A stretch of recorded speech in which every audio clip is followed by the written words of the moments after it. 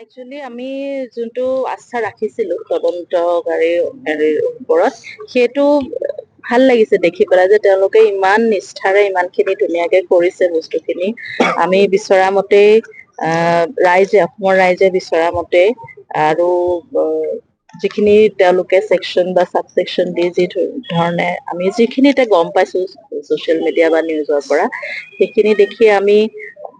At least আমি অকমান relief এটা পাইছো যে চাৰ্জশ্বিটখন আমি ভাবিছো খুব ষ্ট্ৰংকে তেওঁলোকে দিছে আৰু ইমান ডিটেইলত ইমান দীঘলীয়া ইমান উইথ লটছ অফ ডকুমেণ্টেশ্যন বা ইমান এভিডেন্স দিছে চ' আমি সেইটো লৈ পেলাই আমি আৰু আশাবাদী যে ন্যায়টো খৰতকীয়া হ'ব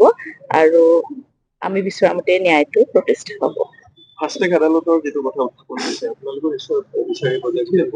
চবেই বিচাৰিছো মই বুলি নহয় গোটেই অসমবাসীয়ে বিচাৰিছে সকলোৱে বিচাৰিছে কাৰণ নহলেতো দীঘলীয়া হয় প্ৰচেছটো গতিকে এইটো খুব ভাল ষ্টেপ হ'ব যদি ফাষ্ট ট্ৰেকটো কৰে খুবেই ভাল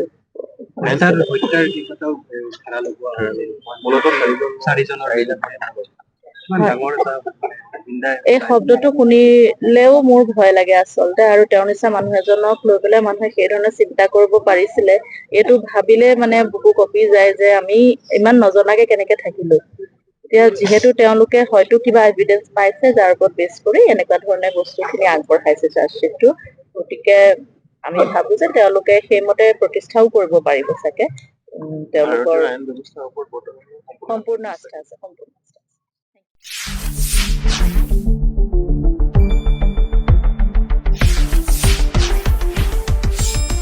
শুদ্ধ আৰু বিস্তৃত বাতৰিৰ বাবে চাই থাকক নিউজ ডেস্ক ৰিপৰ্ট।